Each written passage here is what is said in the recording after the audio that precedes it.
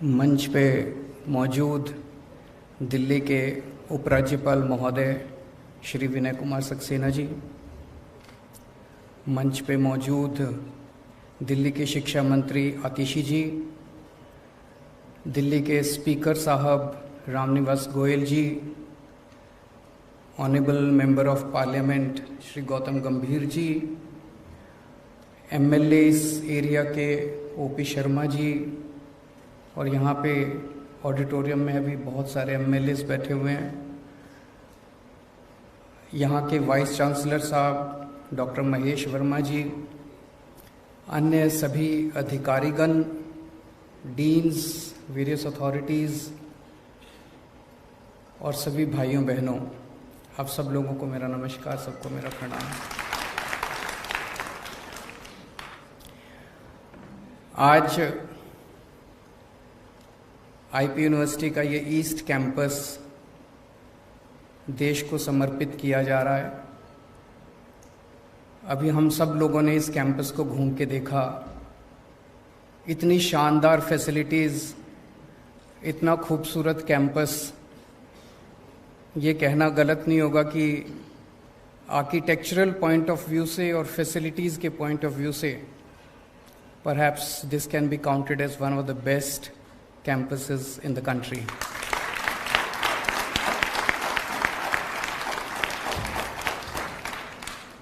इसके लिए मैं पूरे देश को बधाई देता हूं, क्योंकि पूरे देश भर से यहाँ बच्चे पढ़ने आएंगे। दिल्ली के लोगों को बधाई देता हूं, इतनी शानदार यूनिवर्सिटी कैंपस बन के तैयार हुआ, और ख़ास तौर से ईस्ट दिल्ली के लोगों को बधाई देता हूं। ईस्ट दिल्ली में इस किस्म की यूनिवर्सिटी या कैंपस नहीं था। सब लोगों को मैं बहुत बहुत बधाई देता हूं।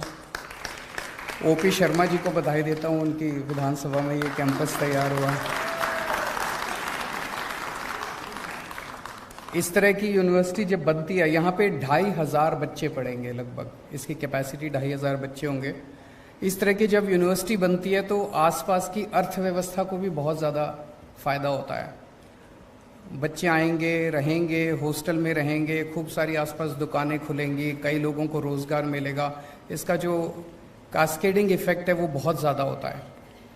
तो इस पर्टिकुलर विधानसभा को अर्थव्यवस्था के पॉइंट ऑफ व्यू से बहुत ज़्यादा फायदा होगा। जैसे अभी मेरी कुलीग आतिशी जी ने बताया कि दिल्ली में शिक्षा के क्षेत्र में पिछले 7-8 सालों में काफ़ी ज़्यादा बदलाव आए हैं। एक तरह से पहले हमारे देश के अंदर एक तरह से 2 किस्म का शिक्षा व्यवस्था है। एक सरकारी स्कूल होते हैं, एक प्राइवेट स्कूल होते हैं। अगर आपके पास पैसा है तो आप अपने बच्चे को प्राइवेट में भेजते हो। अगर आपके पास पैसा नहीं है, गरीब हो, रिक्शा वाले हो, मजदूर हो, तो आप अपने बच्चे को मजबूरी में सरकारी स्कूलों में भेजा करते थे। सरकारी स्कूलों में पढ़ाई बहुत ख़राब होती थी। लेकिन पिछले 7-8 साल में सरकारी स्कूलों में बहुत बड़ा बदलाव आया है, जो नतीजों से भी दिखाई देता है और इंफ्रास्ट्रक्चर से भी दिखाई देता है। वो एक सेक्टर था स्कूली शिक्षा, और फिर स्कूल के बाद 12वीं के ऊपर वाली शिक्षा। तो 12वीं तक की शिक्षा में तो हमने एक तरह से दिल्ली में एक मॉडल तैयार कर दिया, एक तरह से एक सिस्टम तैयार कर दिया। भाई अब दिल्ली के सरकारी स्कूल बहुत अच्छे कर दिए, नतीजे भी 97। कोई बात नहीं, बाद में बोल लेना, हाथ जोड़ के।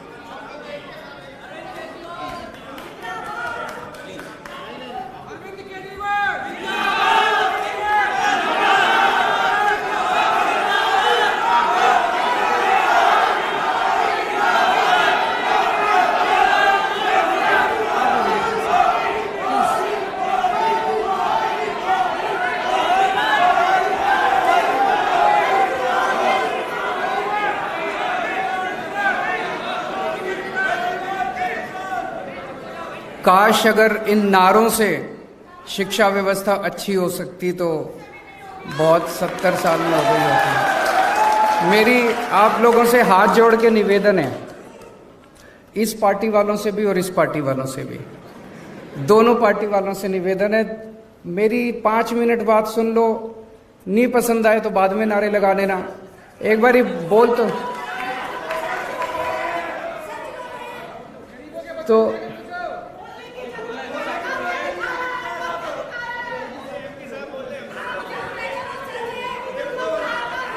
कंफ्रंटेशन हो जाएगी। Arvind ji please, the university function stop it please. इसको अगर आप इजाजत दें मैं 5 मिनट बोल लेता हूं, और 5 मिनट में अगर आपको मेरी बात अच्छी नहीं लगे तो मेरी बात छोड़ जाना।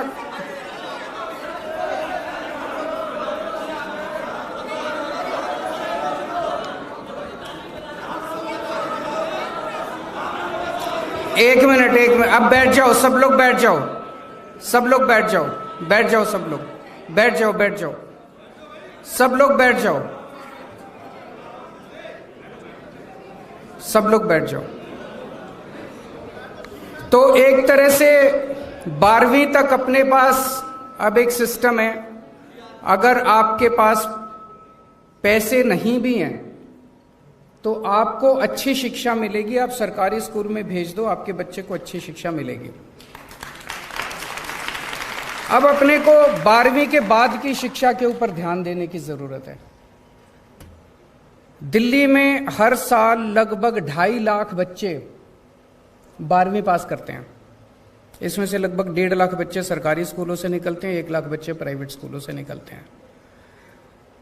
जब हमने जिम्मेदारी संभाली थी 2015 में, तो उस वक्त 12वीं के बाद सारे कॉलेजेस मिला के, और डीयू का भी एक स्टेटिस्टिक्स लिया गया। डीयू में जैसे जो दिल्ली सरकार की यूनिवर्सिटीज हैं उनमें तो 85% सीट जो हैं वो दिल्ली के बच्चों के लिए रिजर्व हैं, लेकिन डीयू के अंदर सीटें रिजर्व नहीं है। तो एक एस्टीमेट बनाया गया भी दिल्ली के बच्चों को कितने एडमिशन होते हैं दिल्ली यूनिवर्सिटी में, वो सारा मिला लिया जाए तो एक रफ एस्टीमेट ये है कि 2.5 लाख में से 1.1 लाख बच्चों के लिए दिल्ली में सीट अवेलेबल थी। तो एक तरह से 1.4 लाख बच्चों का डेफिसिट था। पिछले 7-8 साल के बाद अंदर ये 1.1 लाख से हम इसको 1.5 लाख तक ले जा पाए हैं। आज 1.5 लाख बच्चों के लिए 12वीं के बाद सीट अवेलेबल है। अभी भी 1 लाख का डेफिसिट है, हमें अभी 1 लाख और बच्चों के लिए सीट्स क्रिएट करने की जरूरत है। लेकिन सबसे बड़ी इशू उठता है, और वो ये है कि पढ़ने लिख के बाद भी अगर नौकरी नहीं मिले तो फिर एक मन में प्रश्न तो उठता है कि क्या शिक्षा सार्थक थी जो हमने पढ़ाई लिखाई की, अपर एजुकेशन। आज सबसे इंपॉर्टेंट चीज एक युवा के सामने यही है, jobs, jobs, jobs and jobs. अगर जॉब्स नहीं मिलेंगे, पढ़े लिखे हाथ में डिग्री लेके घूमने से कोई फायदा नहीं है। और ये सारा सिस्टम 1830 ईस्वी में मैकॉले ने बनाया था।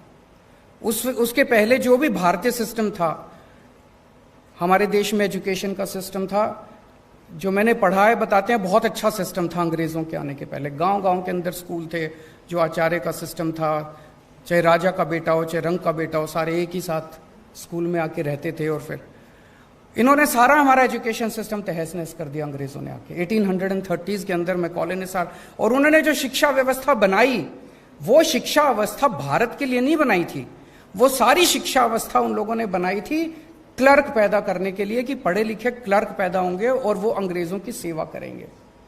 अनफॉर्चुनेटली आजादी के बाद हमने इसमें शिक्षा व्यवस्था में मूलचूल परिवर्तन नहीं किया। आज वही शिक्षा व्यवस्था चल रही है। हम बीए करते हैं, हम बीकॉम करते हैं, हम ये डिग्री फलानी डिग्री बीएससी करते हैं, नौकरी नहीं मिलती। तो नौकरी नहीं मिलती, फिर डिग्री करने का क्या फायदा। अब हमें कुछ ना कुछ करके हम लोगों को ऐसी शिक्षा देनी पड़ेगी जो कि अल्टीमेटली आपको रोजगार दिलवाए। मैं अभी पढ़ रहा था, मैं अभी डॉक्टर साहब से डिस्कस कर रहा था, यहां पे अब जो शिक्षा देने का प्लान किया जा रहा है, वो लग रहा है कि शायद यहाँ पे डिज़ाइन के ऊपर आपको सिखाया जाएगा, ऑटोमेशन पे सिखाया जाएगा, आर्टिफिशियल इंटेलिजेंस पे सिखाया जाएगा, रोबोटिक्स पे सिखाया जाएगा, इनोवेशन पे सिखाया जाएगा, मशीन लर्निंग पे सिखाया जाएगा, डेटा मैनेजमेंट पे सिखाया जाएगा। ये सारी चीज़ें आज तकनीकी युग के अंदर ये डिमांड है सोसाइटी की। मुझे उम्मीद है कि यहाँ से निकलने वाले बच्चों को तुरंत नौकरी मिलेगी, लेकिन मेरा यह मानना है कि हर यूनिवर्सिटी के वाइस चांसलर की अकाउंटेबिलिटी इसी बात से फिक्स होनी चाहिए कि आपके निकलने वाले कितने बच्चों को नौकरी मिली, यह जरूरी होना चाहिए, सबसे इंपॉर्टेंट है। अब मैं इस पे एक चीज आप लोगों के सामने रखना चाहता हूं। नौकरियों की कमी है, सारे बच्चे अगर निकल के नौकरियां ढूंढने लग गए तो नौकरियां नहीं है इस देश के अंदर। हम बार बार ये कहते हैं कि हमें नौकरी ढूंढने वाला नहीं, नौकरी देने वाला बनना है। उस दिशा में अब अपने को अपनी शिक्षा व्यवस्था को ले जाना पड़ेगा। इसका एक छोटा सा प्रयास दिल्ली सरकार में हम लोगों ने किया। 11वीं और 12वीं के बच्चों को हम लोगों ने बिजनेस करने के लिए हमने उन लोगों को प्रेरित किया। इसको हमने बिजनेस ब्लास्टर्स प्रोग्राम या एंटरप्रेन्योरशिप क्लासेस का नाम दिया। इसमें क्या करते हैं कि एक बच्चे को 2000 रुपए देते हैं, 11वीं और 12वीं के बच्चों को 2000 रुपए देते हैं और उनको कहते हैं इस 2000 रुपए से बिजनेस करो।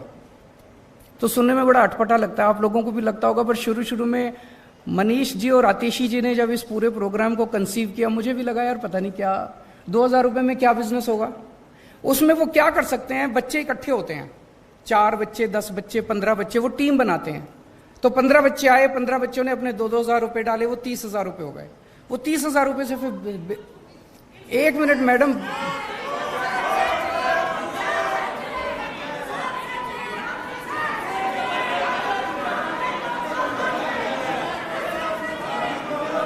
अगर ऐसे डिस्टर्ब करेंगे तो हम बात ही नहीं कर सकते फिर।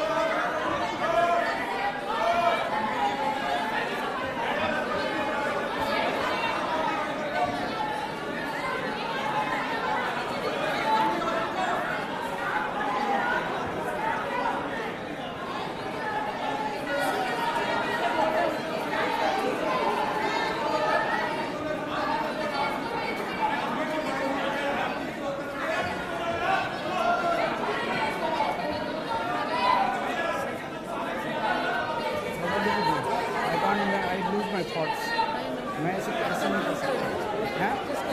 और कंक्लूड मुझे बुलाएगी, अगर मुझे कंक्लूड ही करना, सुनना ही नहीं है तो मुझे बुलाएगी इसलिए। आप तो चुप करा सकते हैं, आप भी सुनेंगे, इधर वाले तो सुनेंगे। नहीं, ये तो तभी उठ रहे हैं जब वो उठ रहे हैं।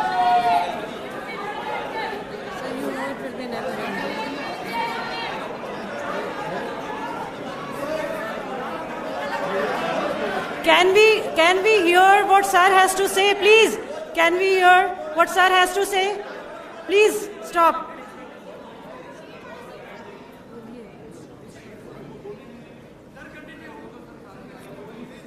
मेरे हो सकता है आप लोगों को कुछ आइडियाज पसंद ना आए, हो सकता है आप लोगों को ये लगे कि केजरीवाल जो बोल रहा है वो सच नहीं है, हो सकता है।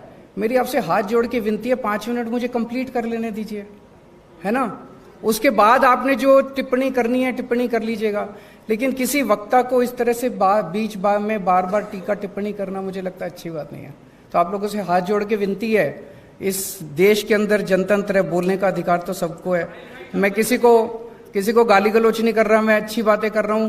पसंद आए तो ठीक है, नहीं पसंद आए तो ना सही। 1 मिनट, नहीं 1 मिनट, बस। सो मैं ये कह रहा था कि 2-2 हजार रुपए देते हैं, तो उसमें मान लो 10 बच्चे इकट्ठे हुए 20,000 रुपए हो गए, 15 बच्चे इकट्ठे हुए 30,000 रुपए हो गए।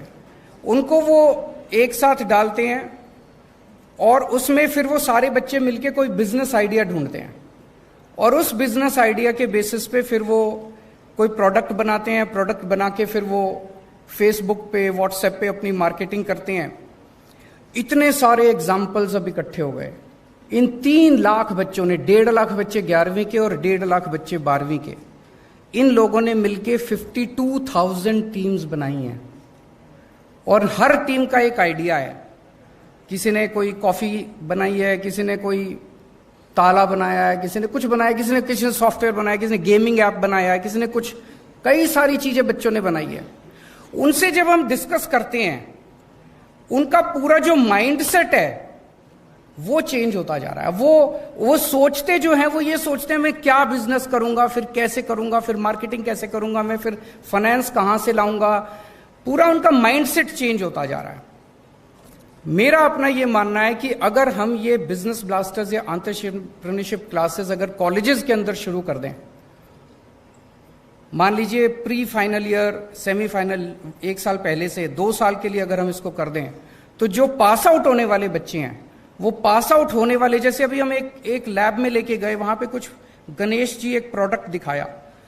Now there is absolutely no reason कि इस तरह के प्रोडक्ट्स की मार्केटिंग और इस तरह के बिजनेस आइडियाज, इसको एक बिजनेस आइडिया के रूप में क्यों नहीं सोचा जा सकता। तो अगर हम ये बिजनेस कि मुझे बाहर निकल के बिजनेस करना है, मुझे बाहर निकल के बिजनेस करना है, अगर 50% बच्चों ने भी निकलने के बाद बिजनेस करना चालू कर दिया, बाकी 50% को तो यही नौकरी दे देंगे। मुझे लगता है अब हमें इसी दिशा के अंदर जाना पड़ेगा। और एक मैं ये आतिशी जी से भी और डॉक्टर वर्मा से भी ये निवेदन करना चाहूंगा कि इस दिशा के अंदर सोचना चालू करें कि कॉलेजेस के बच्चों को भी हम एंटरप्रेन्योरशिप क्लासेस की तरफ लेके जाएं। दूसरा, हमें एक सर्वे करने की जरूरत है कि हमारे दिल्ली के पिछले 6-7 साल में जो बच्चे 12वीं करके निकले, वो फिर कहां गए, उनमें से कितने लोगों ने पढ़ाई छोड़ दी, कितने लोग दिल्ली के बाहर पढ़ने गए, कितने लोग दिल्ली में पढ़ रहे हैं, कौन क्या कर रहा है। अगर इसका अपने को एक डेटा मिलेगा तो इसमें हम देख सकते हैं कि किस चीज की सबसे ज्यादा डिमांड है और उस सेक्टर के अंदर हम और ज्यादा फैसिलिटीज खोल सकते हैं। मैं फिर से एक बार दिल्ली के लोगों को, देश के लोगों को बहुत बहुत बधाई देता हूं, इतना शानदार कैंपस बना। और मैं उम्मीद करता हूं कि आईपी यूनिवर्सिटी पहले तो देश की टॉप 10 यूनिवर्सिटीज में आएगी और फिर एक समय आएगा जब दुनिया की टॉप 10 यूनिवर्सिटीज में आएगी।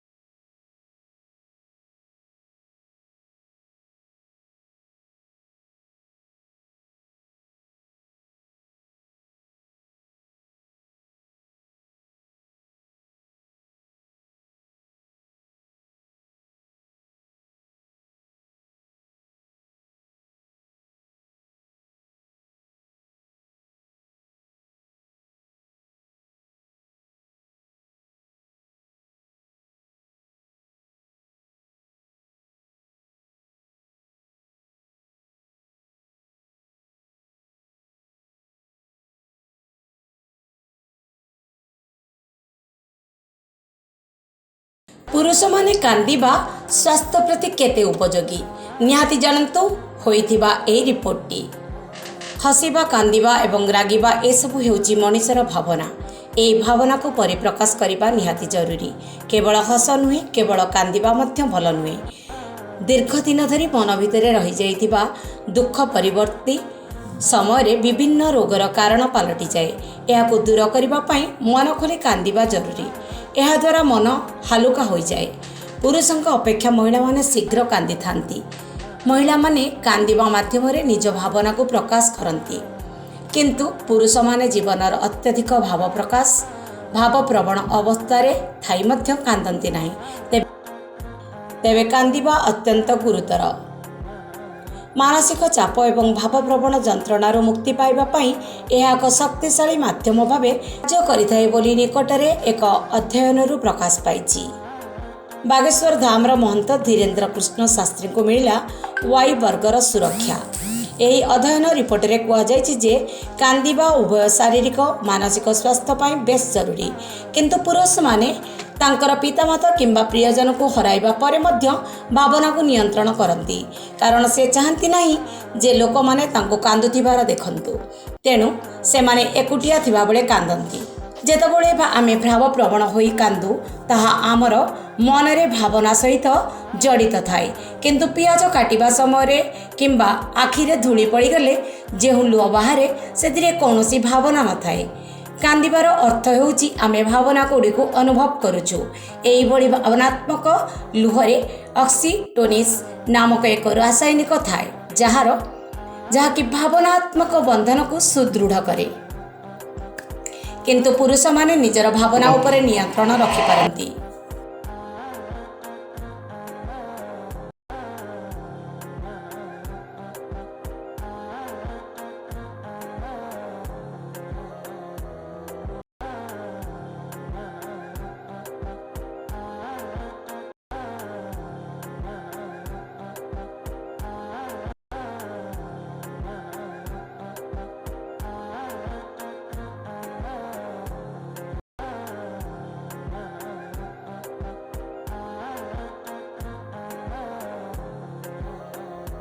तेणु सेमानक भितरे भावात्मक दृष्टिकोण प्राय न थाए। सेमानक स्वभाव कठोर लगे। पिला दिनर ही पुओ मानकु शिखा जाए जे झियो माने कांदंती पुओ माने नुहे। बयस बढ़िबा सहित ए भावना दृढ़ हो जाए। सेही अनुसार प्रतिक्रिया देखिबाकू मिले, किंतु यह पुरुषक मानसिक स्वास्थ्य प्रति बहुत क्षतिकारक। सेमाने भावना को निज भितरे रखी अवस्थापत होइथांती। यह सेमानक स्वास्थ्य उपरे मध्य खराब प्रभाव पकाए।